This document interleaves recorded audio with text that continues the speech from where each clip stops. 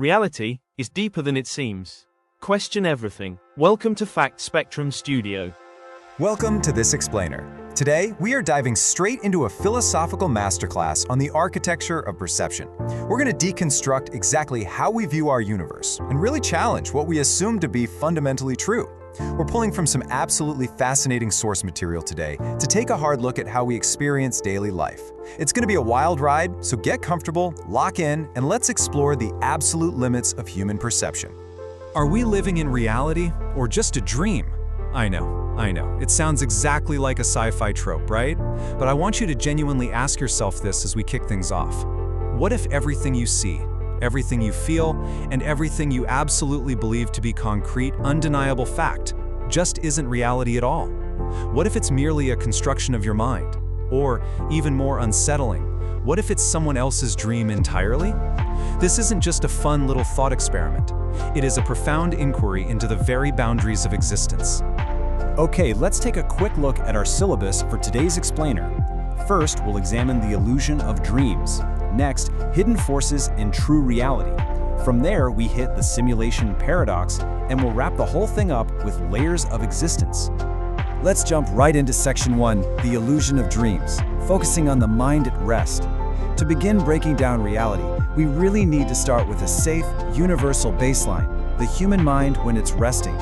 We spend roughly a third of our entire lives asleep, and what happens in that state holds the first major clue to understanding our waking world. Have you ever tried to run in a dream and you just couldn't? You're pushing with all your might, but it's like your legs are literally moving through thick mud. Or maybe you felt that absolutely terrifying sensation of falling, but you never actually hit the ground. Or perhaps you've experienced the sheer panic of being completely stuck and powerless. Well, these aren't isolated incidents. Interestingly, they're especially prevalent among college students. During really high-stress periods like finals week, these universal patterns, the inability to run, the endless falling, they spike dramatically across student populations. They're shared experiences deeply woven into exactly how our brains process anxiety. So this completely shared human experience kind of forces us to ask, is it all just random, or is there something deeper going on here?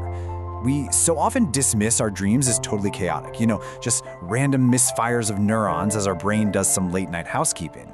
But when so many different people experience the exact same structural patterns, the falling, the running in place, it really forces us to consider a different angle. What if dreams aren't totally chaotic at all?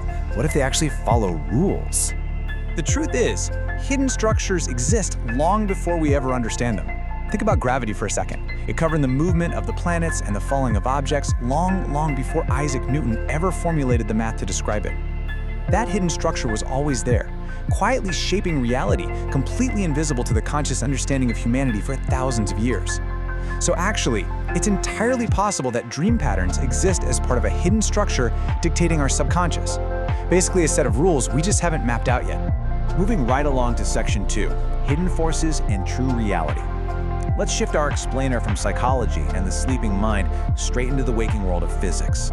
Because if hidden structures govern our sleep, we have to prove whether our waking life is also governed by things we cannot immediately see. Now, what's really interesting about this slide is the massive contradiction between theory and observation. Theoretical physics tells us that everything falls with the exact same acceleration, yet observed reality shows us that a feather and a solid ball fall very, very differently. The ball drops straight down like a rock, while the feather just kind of drifts and sways slowly to the floor. Our eyes are telling us one thing, while the fundamental math is telling us something completely different.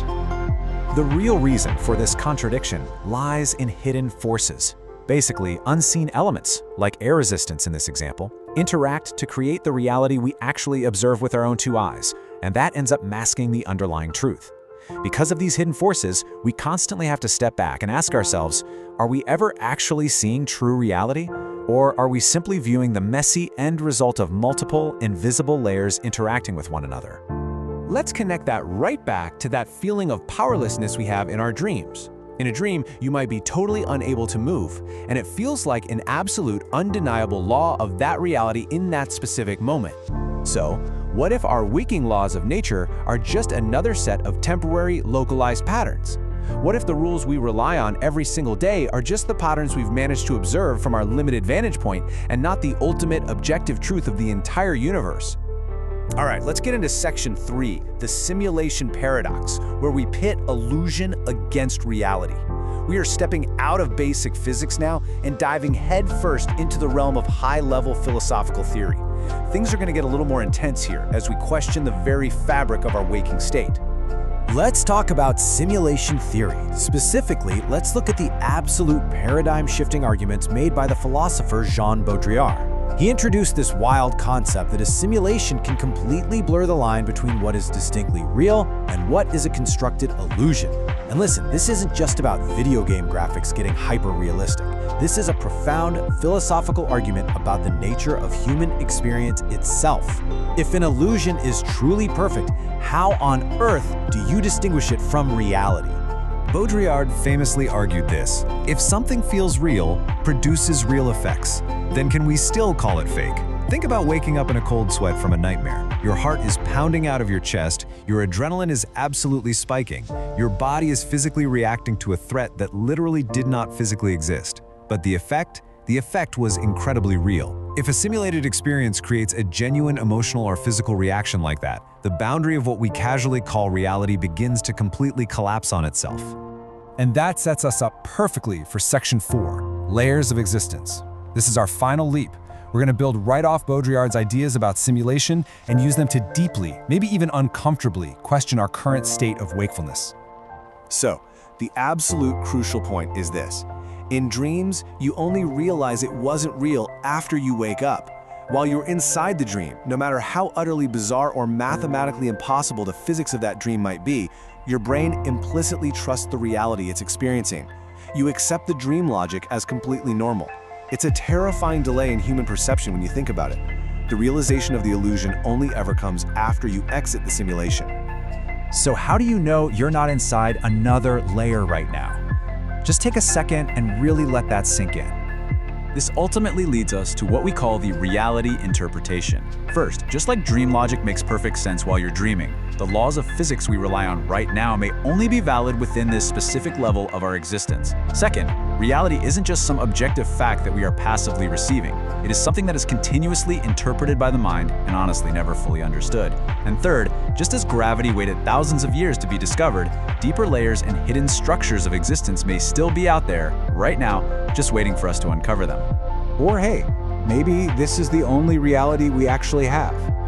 But given everything we've looked at today, from the hidden forces secretly shaping falling objects, to the profound, terrifying illusions our own minds cast every single night, I really have to leave you with one final question. Are you awake? Subscribe to the channel and hit the bell icon to never miss updates from Fact Spectrum Studio.